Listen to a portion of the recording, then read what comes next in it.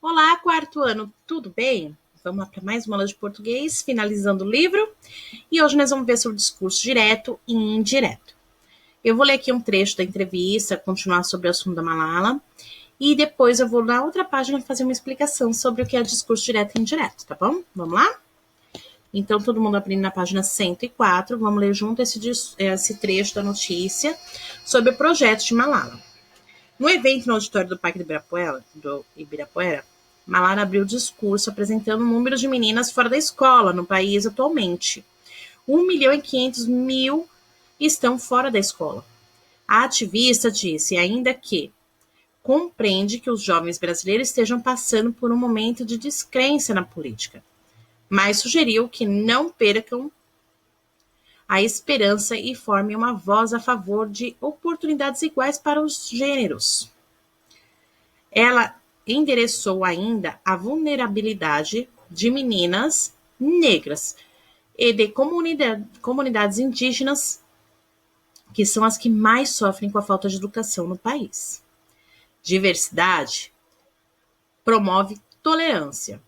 Quando você não conhece as pessoas e não interage, você tem certas percepções sobre elas. Quando se permite conhecê-las, percebe que vocês têm muito em comum, afirmou. Então, veja bem, meus amores, diversidade é diferença, variação. E vulnerabilidade é fragilidade, tá bom? Agora, vamos lá na outra página, que a professora vai pular essas questões aqui, só para daqui a pouco a gente volta nas questões, só para eu explicar sobre o discurso direto e indireto, tá? Você observou nos trechos da história, da notícia, que há duas maneiras de apresentar as falas das pessoas nos textos, né? São elas: discurso direto. O que é discurso direto? Quando o autor do texto reproduz fielmente as falas das pessoas. Para isso, utiliza-se, lembra do texto que a professora falou? Aspas. E compreensão como afirmou, declarou, falou. Então, assim, ele tá usando algumas expressões e a aspa para mostrar que é a fala de uma pessoa, né? Seguida da identificação do autor da frase. Exemplo: eu estava lendo artigos científicos na internet e um dia tive a ideia do projeto. Disse o adolescente que ganhou o prêmio no evento. Então ele falou disse e ele fala quem foi. E o indireto é quando o autor do texto reproduz a fala de outra pessoa, adaptando-a com as próprias palavras. Olha lá o exemplo. O adolescente que ganhou um prêmio no evento disse que teve a ideia do projeto lendo artigo científico na internet. Então, ele pegou a ideia da pessoa, ele pegou o que ocorreu e colocou, mas não usando a fala na íntegra. Deu para entender essa diferença? Ok, vamos lá para as perguntas. Amores, vamos fazer junto. Agora responda as questões a seguir. Observe as palavras sublinhadas no trecho e assinale a resposta correta. Qual que está sublinhada? Vamos lá ver. Disse e endereçou. A palavra disse e endereçou são antônimas. As palavras disse e endereçou têm o mesmo sentido. A palavra disse poderia substituir no texto a palavra endereçou. A palavra endereçou não é sinônimo da palavra disse. E aí, meus amores, qual que vocês acham que é isso? Exatamente. A palavra endereçou não é sinônimo da palavra disse. Então, já coloque o X aqui. Agora, meus amores, vocês vão responder o B, o C e o D, tá bom? Põe em pausa e responde aí que nós vamos discutir sobre eles. No primeiro e no segundo parágrafo, a reprodução, ou seja, a citação direta da fala de alguma pessoa, tem ou não? Não. O jornalista informou o que a entrevistada Malala falou. Ele informou o que ela falou, mas ele não citou, né? Qual é o significado do verbo sugeriu? No trecho, ele tem a mesma função da palavra disse? A palavra sugeriu no trecho significa deu uma sugestão. E a palavra disse, as palavras disse e sugeriu foram usadas para indicar a fala de Malala. Então, quando ele fala sugeriu, ele está indicando a fala dela. Quando ele fala assim, disse, ele também está indicando a fala dela, tá? E qual é a função das aspas no terceiro parágrafo? Reproduzir ou citar a fala de Malala. Parabéns. Isso daqui eu acho que vocês acertaram. Vocês devem ter colocado com outra palavra, não tem problema, tá bom? O importante é vocês estarem no mesmo contexto.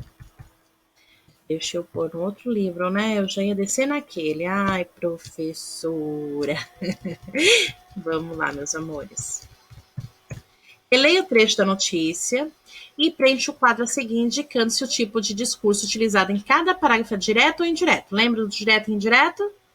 O direto, eu vou colocar exatamente a fala da pessoa. Posso usar aspas e vou falar disse, falou e vou dar o nome da pessoa. No indireto, eu escrevo conforme foi a fala, mas mudo algumas palavras, ok? Então, procure lá no primeiro, no segundo, no terceiro e coloque aqui nessa tabela aqui. Já responde a 3, a 4, a 5, a 6, a 7, a 8 e para por aqui que eu já corrijo com vocês, tá bom? Põe pausa e vai respondendo aí até 8, tá bom, meus amores? Pronto, já colocaram pause. Vamos lá ver no livro a resposta. Amores, olha só. No primeiro parágrafo, nós temos o quê? Um discurso indireto.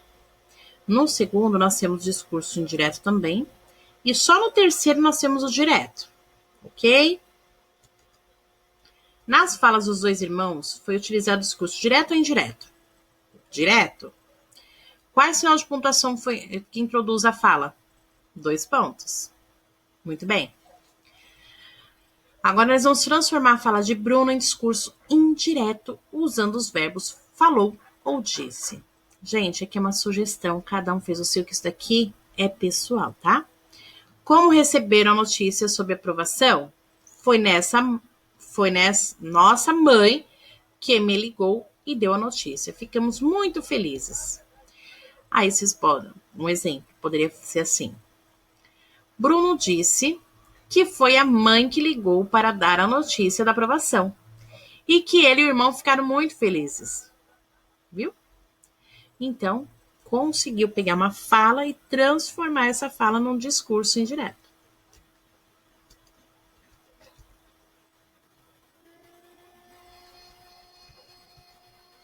Substantivo simples em composto. Isso daqui nós já vimos, né? Vamos lá. Releia o trecho abaixo e responda as questões. Silva Siqueira Campos. Lembra daquela entrevista? Então, as palavras sublinhadas no texto são, olha só, anos, trabalho, direito, cidadania, criança, adolescente, jovens, luta, estatuto, ano, sexta-feira. São adjetivos? São substantivo? São verbo? São pronomes possessivos? Não, porque não é de posse, não é verbo e não é adjetivo, não está dando qualidade, então é substantivo. Na língua portuguesa, meus amores, substantivo pode ser classificado em simples, quando possui apenas uma palavra, um termo, um elemento, exemplo, tempo, flor, sol, chuva. E o composto, quando possui mais de uma palavra, um termo ou um elemento, pode ser escrito com hífen ou sem hífen, né? Exemplo, passatempo, couve-flor, girassol, guarda-chuva. Ele é composto, 2 palavras junto, tá? Agora nós vamos pôr S para simples e C para composto. Pé de moleque, composto. Ó. Pé e moleque, composto. Cavalo simples, café simples, micro, onda. Você viu que nós pegamos 2 palavras para formar uma? Então é composto. Peixe, simples. Roupa, simples. Peixe-espada, composto. Um peixe-espada, composto. Fim de semana, composto. Arco-íris, composto. Erva doce, composto. Tranquilo, né, meus amores? Por isso que a professora acabou não explicando essa parte. Palavras derivadas com terminações isar e isar. Isar e sar. Olha só, vamos ver o cartaz. Para realizar grandes conquistas, devemos sonhar e interagir e agir. Se precisar, pegue, se não, doe. Qual a diferença entre as terminações das palavras destacadas? Olha só. A palavra realizar é escrita com Z. E a palavra precisar é escrita com S. Olha só, meus amores. Quando eu falo o som, vamos ver o som. Realizar, precisar. Não parece que é o mesmo som do Z nos dois? É porque ela está entre vogais. Quando o S está entre vogais, ele tem um som de Z.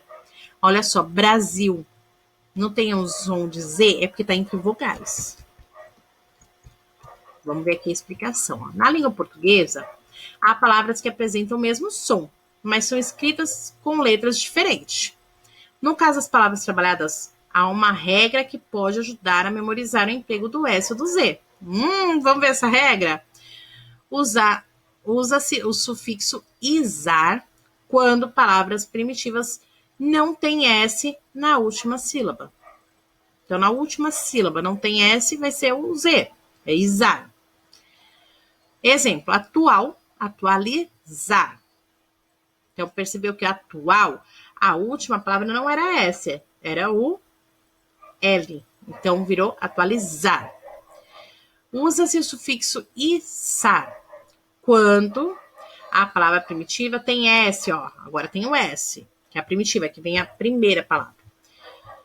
Na última sílaba, exemplo, aviso, avisar, continuou com S porque terminou, a última sílaba foi com S, tá bom?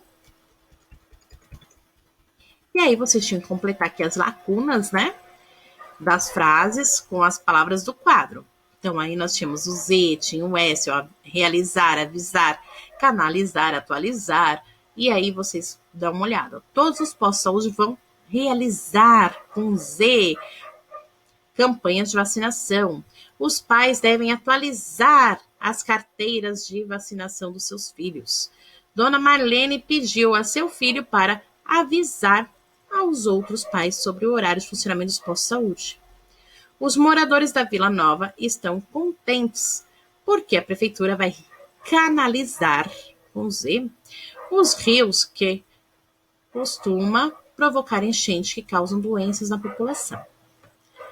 Amores, esse Entra em Ação seria uma brincadeira de passa ou repassa. Tem um programa na televisão que brincava, né? Então aí faz perguntas. Vocês podem fazer essa brincadeira em casa, tá? Vocês podem realizar, brincar aí com quem está com vocês, né? E aí, meus amores, para casa, eu vou deixar aí uma atividade para vocês, tá? Vocês vão fazer a página 110.